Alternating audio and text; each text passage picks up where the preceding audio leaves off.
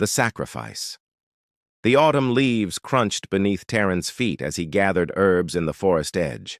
At 17, his slender frame and gentle eyes belied an inner strength that few in Elder Hollow recognized.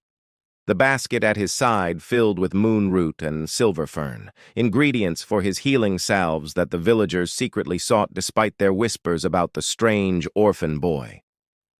"Taryn!" The voice cut through the forest stillness.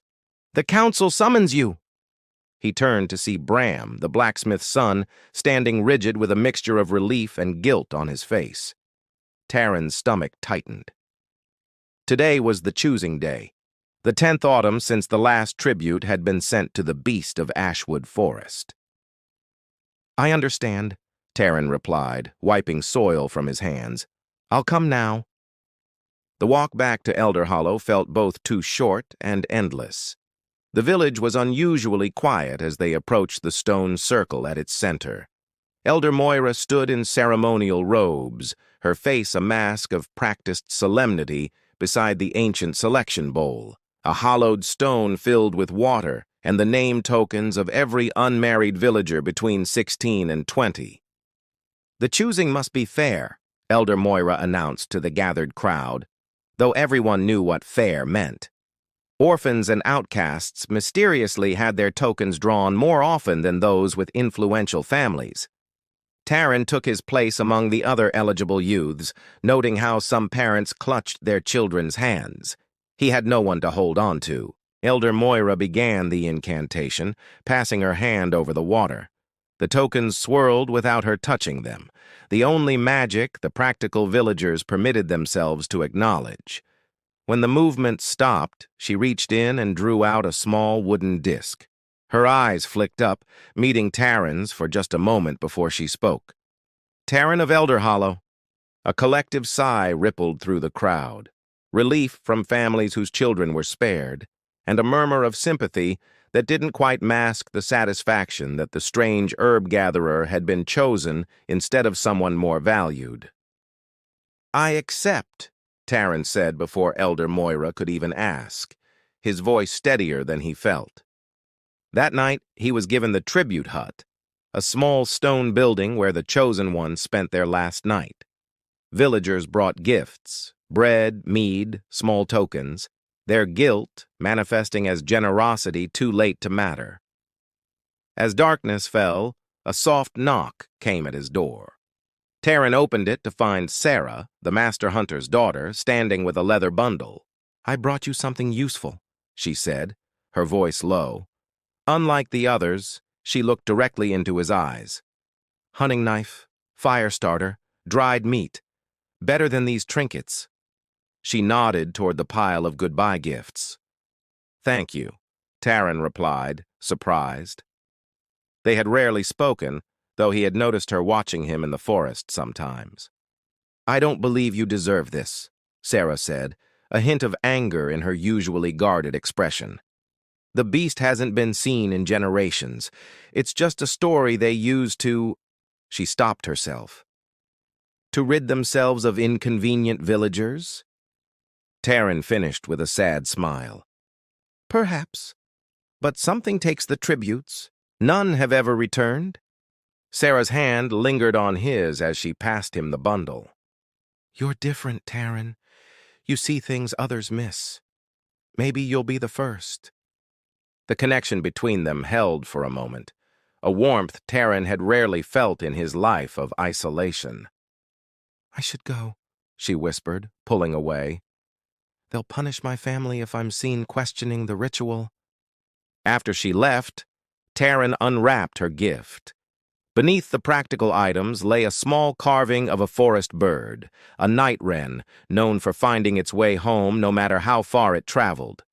Dawn came too quickly. The village gathered as Elder Moira painted ritual markings on Taryn's face and arms, symbols meant to identify him as Elder Hollow's offering. "Follow the path of stones until you reach the black oak," she instructed. "Wait there. The beast will find you." No one embraced him as he left, though he felt Sarah's eyes following from the shadow of her father's house.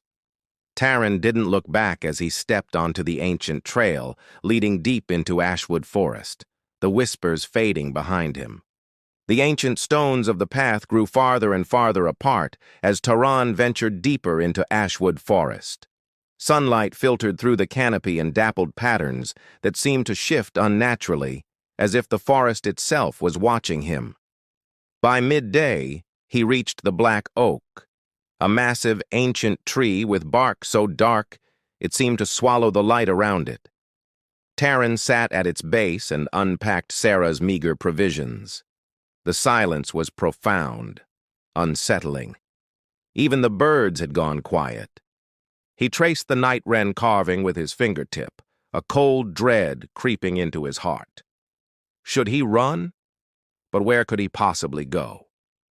Elder Hollow was the only home he'd ever known, as unwelcoming as it was. As twilight began to paint the sky in shades of purple and orange, a low vibration hummed through the ground beneath him. Taran shot to his feet, his heart pounding against his ribs. The air directly in front of him shimmered, like heat rising from sun-baked stones on a summer day. The distortion grew, twisting and coalescing until it formed a glowing doorway of light where nothing but trees should be. "Enter, Chosen One," a voice echoed, like wind howling through ancient caverns, neither male nor female, but ancient and powerful. Taran drew a deep, shuddering breath, closed his eyes for a moment, and stepped through the portal. The world on the other side was breathtaking. He stood on a plateau overlooking a hidden valley, bathed in an otherworldly light. Crystalline structures rose from the landscape like giant frozen flowers, reflecting colors he had no names for. And there, regarding him with eyes of liquid silver, was the beast of legend. But it wasn't a monster. It was a dragon. Her scales shimmered with the iridescence of moonlight on water, her wings folded elegantly against her powerful, sinuous body. She was both terrifying and beautiful, her gaze holding a wisdom that felt as old as time itself. "I am Niraya," the dragon said, her voice resonating not in his ears but directly in his mind. "Last of the astral guardians, and you are not what I expected, Taran of Elder Hollow." Taran, completely overwhelmed, dropped to his knees. You know my name?" he stammered. "I know all who are sent to me," she replied. "For 10 generations I have tested those your village sacrifices. Most fail before they even reach the Black Oak, fleeing into the wilderness. Some reach me, but they are consumed by fear or greed. None have shown the heart I seek, until perhaps now." A surge of courage, born of desperation, allowed Taran to ask, "What happens to those who fail?" Niraya's laugh rumbled like distant thunder, shaking the very air. "I do not eat humans, young one. Those who fail are returned to the world beyond the forest, their memories altered. They simply wander away as travelers, never returning to Elder Hollow." A wave of relief, so powerful it almost buckled his knees, washed over Taran. "And what is this test you speak of?" he asked. "It has already begun," Niraya said, her enormous head moving closer. "You came willingly to save others. You bring questions instead of assumptions. But the true test awaits. Will you learn what I have to teach? Will you become what the world needs?" In the days that followed, Taran discovered that Niraya's valley, she called it Ether Vale, existed in a fold between worlds. Time moved differently here. Days could pass while only hours elapsed in his own world. His education began immediately. Niraya taught him to listen to the ancient magic that flowed through all living things. It was the same intuitive power he had unknowingly used with his herbs back in Elder Hollow, but magnified 100-fold. "Your hands heal because you listen," Niraya explained one afternoon as Taran gently mended the wing of a small, crystal-feathered bird. "Most humans command. They do not ask. They do not feel the connection." Taran was given quarters in a small crystal spire that seemed to respond to his thoughts, providing whatever he needed: food, comfort, a change of clothes. At night, he would often stand on its balcony, looking out at the impossible landscape, his thoughts drifting toward Elder Hollow. He wondered if anyone there missed him. Sarah's face, her kind eyes and worried smile came to his mind more often than he expected. One morning, Neriah brought him to a hidden underground chamber. In its center was a pool of luminescent liquid that reflected not their images, but scenes from across the realm. "The scrying pool shows what must be seen," she explained. "Today it shows me your potential." As Taran stared into the glowing liquid, he saw himself, but transformed, taller, stronger, with a faint inner light radiating from his eyes. In the vision, he stood between two warring armies, his hands raised, somehow bridging an impossible divide. "I don't understand," he whispered. "I'm no one. I'm just an orphan from the edge of the village." "No," Neriah corrected gently. "You are the first in 10 generations with the heart of a true guardian. The magic flows strongly in you, unbound by the fear and prejudice that has corrupted your village over centuries." "Magic?" Taran repeated, the word tasting like poison. "Elder Moira says magic is a corruption, a dangerous evil." Neriah's tail lashed the stone floor in a sudden flash of anger. "Elder Moira knows better. The elders of Elder Hollow were once wise stewards who understood the balance of the world. Now they send tributes not from courage, but from fear. They choose those they deem expendable rather than their brightest hopes." Her voice softened again. "But their fear has accidentally sent me exactly what I needed." That afternoon, Neriah began teaching Taran how to channel the energy that flowed through Ether Vale. Under her guidance, he learned to create small, floating orbs of light, to sense the emotions in living creatures, to send his consciousness briefly into plants and simple animals. With each lesson, Taran felt something awakening within him, like a muscle long dormant finally stretching and coming to life. His senses sharpened to an impossible degree. He could hear conversations across the valley, feel the pulse of life in every blade of grass. "Why me?" he asked one evening, as they watched 2 moons rise over Ether Vale. "Why test humans at all?" Neriah was silent for a long moment, her great head tilted towards the alien sky. "Because my time grows short," she finally said, her voice heavy with sorrow. "For millennia, dragons guarded the gateways between realms. We maintained the balance, protecting both worlds from forces that would consume them. Now, I am the last, and I need a successor." She turned her ancient silver eyes to him. "The dragon essence can be passed to one with the right spirit. A human, transformed, could continue our work for another millennium." Taran felt the weight of her words like a physical pressure, crushing the air from his lungs. You want me to become like you." "Not immediately," Neriah said. "First, you must truly understand both worlds. You must prove your heart in crisis, your wisdom in conflict. And," she added, her lips curling in a dragon's approximation of a smile, "you must decide if this is truly your path." That night, Taran dreamed of flying over Elder Hollow, of seeing Sarah looking up, her face filled with wonder as he soared overhead. He woke with tears on his face, torn between a longing for a home that never truly accepted him and the extraordinary, terrifying destiny Neriah offered. In the morning, he found a fresh determination solidifying in his heart. If he was to make such a momentous choice, he would first become worthy of it. He immersed himself in Neriah's teachings with a renewed, fierce focus, pushing himself beyond every limit he thought he had. But what Taran couldn't know, what even Neriah's magic couldn't yet see, was that as he transformed in the hidden valley of Ether Vale, someone from Elder Hollow was already on his trail, following a connection that neither distance nor magic could ever hope to sever. What do you think Taran should do? And who do you think is following him? Let me know your theories in the comments below. If you enjoyed this story, make sure to hit that like button, subscribe, and ring the bell so you don't miss the next chapter. Thanks for watching, and see you in the next one. 3 months had passed in Ethervale. Taryn was just starting to feel at home, moving with a newfound grace that even he was surprised by. Then one afternoon, the boundary wards flared to life, a silent alarm ringing in the very air of the valley. Niraya, the ancient dragon, stirred, her voice a low rumble. Someone has crossed the threshold. Taryn followed her to the edge of the valley. The shimmering protective barrier rippled like water disturbed by a stone. No ordinary human should be able to find the path, Niraya said, her voice laced with tension.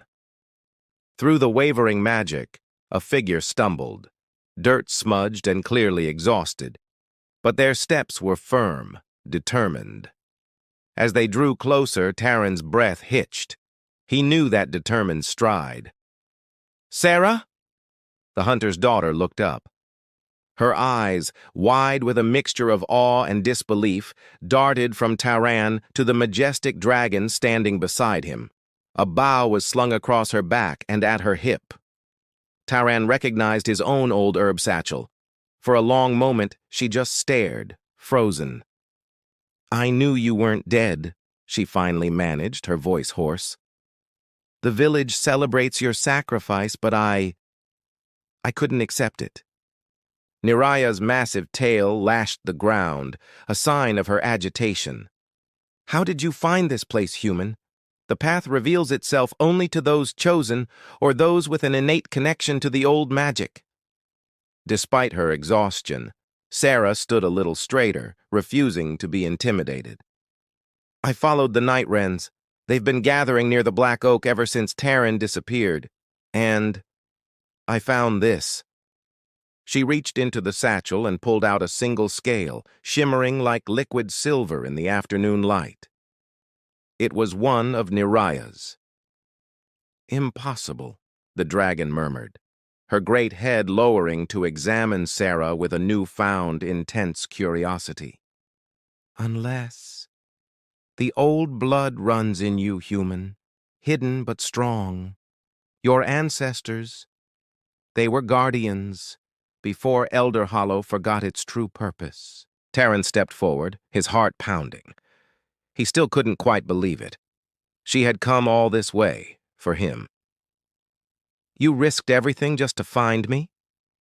A faint blush colored her cheeks. "Someone had to know the truth," she replied softly. "And I couldn't bear not knowing what happened to you." That night, after Sarah had washed away the grime of her journey and eaten a warm meal, Taryn showed her the crystal spire that had become his home. Seeing Ethervale through her eyes, her wonder at every glowing crystal and strange, beautiful plant reminded him of his own first days here. They stood on a high balcony overlooking the moonlit valley. "The village believes the beast devours the tributes," Sarah said, her voice quiet. "But all this time, Niraya has just been testing them, searching for someone." "For a successor," Taryn explained, his gaze sweeping over the peaceful landscape. "The dragons were once many, but now only Niraya remains to guard the balance between our world and others." Sarah's hand found his in the darkness, a small, warm point of contact that sent a jolt through him. "And she chose you." "She's considering me," he corrected gently. "The final choice hasn't been made yet. By either of us." Their eyes met, and in that shared glance, a world of unspoken feelings passed between them. In just 3 months, Taryn had changed. The hesitant boy from the village was gone, replaced by a young man with a quiet confidence, his senses sharpened by the dragon's teachings. But Sarah's presence, her familiar human presence, awakened a part of him that remembered loneliness, a part that valued connection more than any power. "Will you stay?" he asked, his voice barely a whisper. She answered with a half-smile that made his heart leap. "Try to make me leave." Niraya, initially suspicious of this unexpected guest, soon saw what Taran did. Sarah wasn't just a determined girl. She possessed a raw, untamed potential. The dragon, ever the pragmatist, adapted. Her lessons, once tailored for Taran alone, now expanded to include them both. They became an unlikely but powerful team. Taran, with his gift for healing and communion with nature, found a perfect counterpart in Sarah, with her sharp hunter's instincts and a surprising latent talent for weatherworking. They trained side by side, their abilities weaving together in a beautiful, deadly dance. When Taran coaxed thick, living barriers of thorned vines from the earth, Sarah could infuse them with crackling lightning. When she summoned dense mists to conceal their movements, he could guide friendly creatures through the fog, unerringly, their eyes and ears extending his own. And in the quiet moments between their lessons, something else began to grow.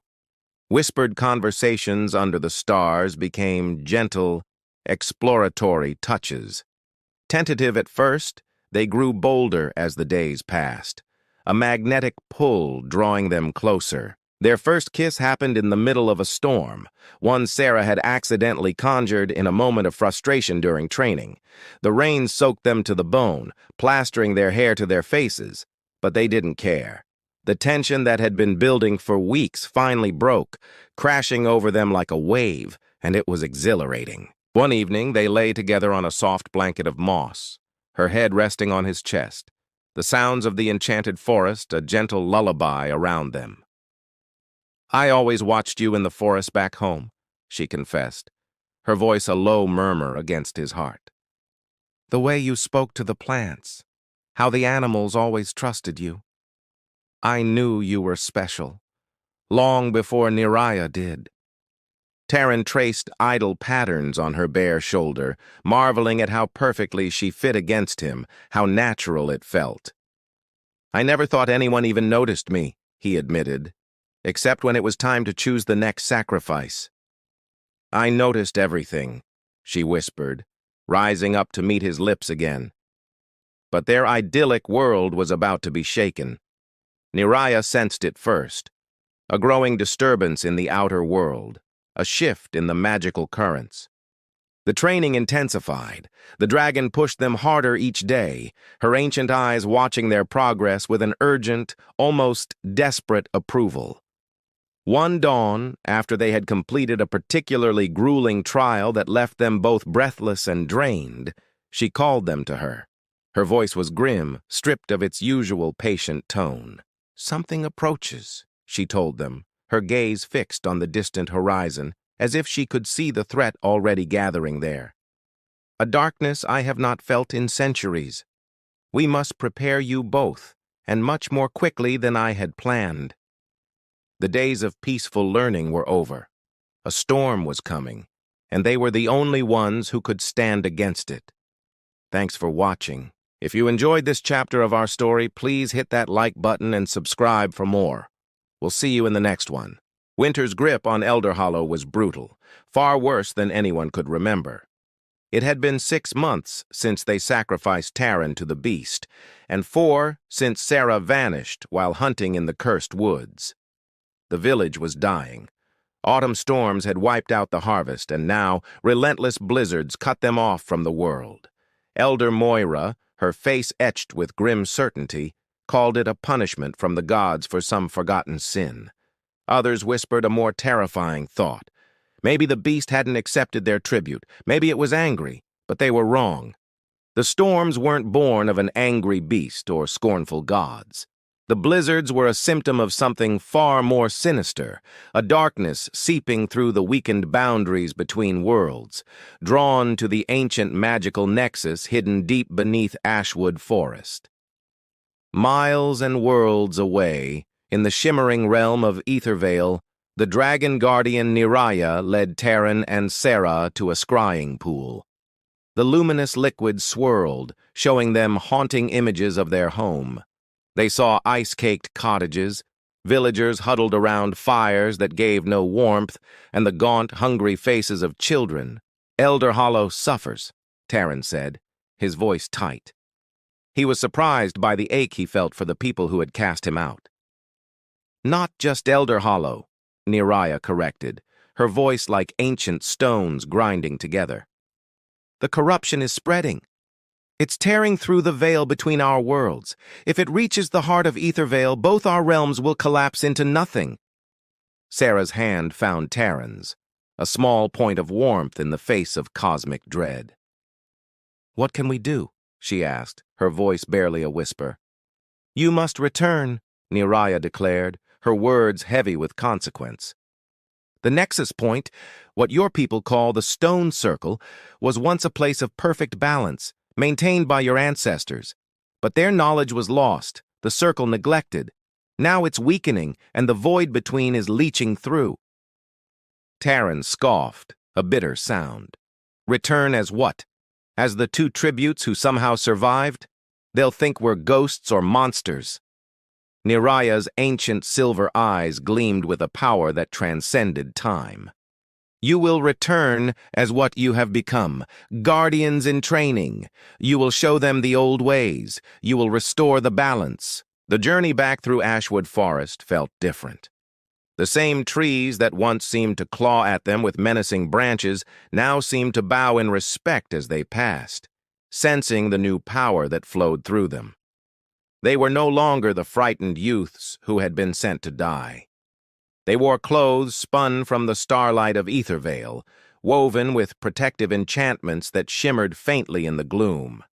Taryn carried a staff of living wood, which impossibly continued to sprout small, white flowers despite the biting winter cold. Sarah's bow was restrung with a silvery thread that hummed with crackling energy whenever she drew it. They reached the edge of Elder Hollow as dusk painted the snow-covered landscape in shades of purple and gray. The thin plumes of smoke rising from chimneys were the only sign of life. The familiar sounds of the village, the laughter, the chatter, the clang of the blacksmith's hammer, were gone, swallowed by an eerie silence, broken only by the mournful howl of the wind. "They will fear us," Taryn said softly, the staff in his hand feeling suddenly heavy. Sarah squeezed his hand, her grip firm and resolute. "Let them," she replied. "Fear can become respect, given time." Their appearance in the village square shattered the silence. It was as if two figures from a forgotten legend had walked into the present. A gasp rippled through the few villagers who were outside. Children were snatched indoors. Men scrambled for axes and pitchforks. Women instinctively made warding signs against evil. Elder Moira emerged from her cottage, her face a mask of disbelief. She grew pale, her eyes wide with shock at the sight of the two returned tributes. "Impossible," she whispered, her voice trembling. "No one returns from the beast." Taryn stepped forward, his voice ringing with a newfound authority that commanded attention. "There is no beast," he declared. "Only Neriah, the last of the Dragon Guardians. She has taught us what Elder Hollow has forgotten." Before anyone could argue, before they could even process his words, a terrifying sound tore through the air. It was a rending, cracking noise, as if the very fabric of the sky were being ripped apart. All eyes turned towards the edge of Ashwood Forest. A darkness was blooming there, but it wasn't the darkness of night. It was an absolute absence of everything, a void that consumed light, color, and hope. "The void comes," Sarah said, her voice grim as she calmly knocked an arrow to her humming bow. "We must reach the stone circle, now!" Panic erupted. Villagers scattered, screaming, as the unholy darkness advanced, a wave of absolute nothingness. Intricate, unnatural patterns of black frost spread before it, killing everything it touched. And from within the spreading void, creatures began to emerge. They were twisted, horrifying parodies of wolves and bears, their forms flickering and unstable, like half-forgotten nightmares given flesh. Taryn raised his staff high. A brilliant warm light erupted from its flowering tip, pushing back against the encroaching gloom and holding the nightmare creatures at bay. "Everyone, to the circle," he commanded, his voice a beacon in the chaos. "We can protect you there." Some villagers, lost to terror, fled back to their homes, bolting their doors against a doom that couldn't be barred. But others, seeing the light and hearing the command in his voice, began to follow. To Taryn's surprise, Elder Moira was among them, her face a mixture of terror and dawning realization. Taryn and Sarah fought their way toward the ancient stones, forming a protective vanguard for the small group of villagers. The void creatures swarmed around them, but Sarah's arrows, now trailing arcs of lightning, struck them down, while Taryn slammed his staff into the frozen ground, causing thick barriers of thorny vines to burst from the earth, ensnaring their foes. When they finally reached the stone circle, Taryn placed his hands on the central monolith. He reached out with his senses, searching for the ancient magic that was supposed to flow there. He found only the faintest trickle, a dying ember, nearly extinguished by generations of neglect and ignorance. He turned to the terrified villagers huddled behind him. "I need your help," he said, his voice earnest. "All of you. This circle was built by our ancestors to maintain balance. Its power doesn't come from the stones alone. It comes from connection. It comes from us." "What must we do?" asked Bram, the blacksmith's son, the same young man who had once dragged Taryn to his doom. His face was pale, but his eyes were steady. "Join hands," Sarah instructed, moving to the opposite side of the circle from Taryn. "Remember the old songs? The ones we sing at planting and harvest? Sing them now. Sing like your lives depend on it." As the darkness closed in, threatening to consume the circle itself, a single hesitant voice rose into the frigid air. It was Elder Moira. She began to sing one of the old harvest melodies, her voice wavering at first. The words had been passed down for generations, their true purpose long forgotten, treated as mere tradition. But now they felt different. One by one, other voices joined hers. The blacksmith's son, the baker, the mothers and fathers. The simple melody grew stronger, weaving a tapestry of sound that pulsed with a desperate, unified hope. Taryn and Sarah acted as conduits. They gathered the growing energy of the song, the collective will of their people, and channeled it deep into the ancient stones. And something answered. Faint lines of light began to kindle within the monoliths, tracing patterns of power that had been hidden for centuries beneath moss and grime. As the song reached its crescendo, a dome of shimmering golden light erupted from the circle, expanding outwards with incredible force, pushing back the encroaching void and the creatures it spawned.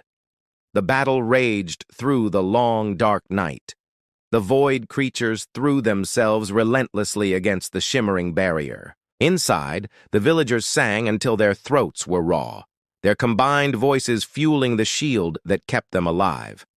Taryn and Sarah worked tirelessly, pouring every ounce of their newfound power and knowledge into the stones, patiently reawakening and repairing the ancient magical circuits of the circle. As the first light of dawn broke over the horizon, the darkness finally began to retreat, pulling back to the shadowed eaves of the forest. It was contained, but not defeated. In the center of the now glowing circle, Taryn and Sarah stood exhausted but victorious, their hands still intertwined. The villagers looked at them, not with fear, but with a profound and humbling awe. "You saved us," Elder Moira acknowledged, her pride finally broken. "But the darkness, it still waits. It's still out there." Taryn met the eyes of the people who had once condemned him, his gaze steady and strong. "This was only the beginning," he replied. "The real work comes next." Spring came early to Avalon Peak. While neighboring mountains were still locked in the cold embrace of winter, the forest above the village erupted in an unprecedented, almost magical bloom. By February, forest clearings were carpeted with wildflowers long thought to be extinct. their vibrant colors a stark contrast to the lingering snow on distant peaks. Generations-old birds whose songs had faded from memory returned to nest in the newly rejuvenated trees. Even the sunlight seemed different, filtering through the canopy with a richer, more golden hue. It felt as if the very soul of the mountain was waking from a long, deep slumber. This incredible transformation wasn't confined to the forest. The village of Avalon itself experienced a rebirth. Underground springs, believed to have dried up decades ago, suddenly gushed forth with water so pure and clear that it quickly became famous throughout the region. Farmers in the valley watched in astonishment as their crops yielded twice the normal harvest, a bounty that promised prosperity for all. And as if to add a touch of true magic to the air, children began reporting strange, beautiful lights, dancing like fireflies above the tree line on moonless nights. The mountain was alive again, pulsing with a newfound energy that touched everyone. At the very heart of this renaissance walked two figures who seemed to belong both to the forest and to the world of humans. Their footsteps left a fleeting trail of blossoms in their wake, a visible sign of the life they carried within them. Mira and Thorn had emerged from their winter circle fundamentally changed. The exchange of life force, a desperate act to save the forest, had transformed them into something entirely new, a perfect synthesis of nature and humanity. You could see it in the small details. Mira's eyes now held flecks of moss green, and when she laughed, tiny, delicate flowers would sometimes bloom in her hair, only to vanish moments later. Thorn, once a being of ancient wood and shadow, now appeared more substantial, more solid. His bark-like skin was smoother, and his movements, once alien and jarring to human eyes, now possessed a strange and captivating grace. They were a living bridge between two worlds. One afternoon, as they walked a familiar forest path, Mira smiled. "The villagers are calling this place the Miracle Mountain," she noted, her voice full of warmth. "Tourism is up 300%. Thorn, ever the ancient guardian, grimaced slightly. "More humans," he rumbled, "trampling the underbrush." Mira's touch was gentle on his arm. "More humans learning to respect what they'd forgotten," she corrected softly. "Remember those children who planted tree saplings last week? Or the town council voting to create a conservation easement for the entire upper mountain?" Thorn's stern expression softened. He nodded reluctantly. "I suppose," he admitted, "some change is acceptable." Mira's laughter rang through the trees, a sound so joyous that nearby birds seemed to burst into a harmonizing song in response. "High praise," she teased, "from an ancient guardian who once planned to sleep until the end of time." Their hands found each other, a gesture that had become as natural as breathing. Her fingers, which held a subtle, warm glow, intertwined with his, which felt like the smooth texture of young bark. Since their transformation, they existed in a perfect, delicate balance. Neither was fully of the human world, nor were they completely of the forest realm. They were something new, something shared. "I never expected this," Thorn admitted, his gaze sweeping over the thriving, vibrant ecosystem around them. The air hummed with the buzz of bees and the flutter of wings. "When you first brought me those seeds, I thought perhaps I could restore a small part of what was lost before I faded away. I never imagined—" He trailed off, searching for the right word. "A partnership?" Mira suggested, squeezing his hand. He looked at her, his ancient eyes full of a new emotion. "Love," he corrected softly. They reached the great oak that had once been Thorn's solitary sanctuary. Now it served as the living heart of their shared domain, a meeting place between their two worlds. The dark hollow that had once sheltered his long, lonely isolation was now filled with offerings from the grateful villagers. There were children's drawings of the blooming forest, small handcrafted tokens of gratitude, and even poems of praise written on biodegradable paper tucked gently into the crevices of the bark. Inside, Mira had created a small home where the human and forest worlds merged seamlessly. Furniture, grown from living wood rather than built, stood alongside the modern scientific equipment she used to document the forest's miraculous revival. Shelves held her books on ecology and botany, right next to ancient texts on forest magic that Thorn had manifested from his deep, earthly memory. It was a library of old ways and new knowledge, existing in perfect harmony. As the sunset painted the sky in brilliant shades of amber and rose, they sat together on a living bench that had grown from the oak's massive roots. Below them, the first lights began to twinkle in the windows of the village, a warm and welcoming sight. Above, the first stars appeared, peeking through the canopy of new green leaves.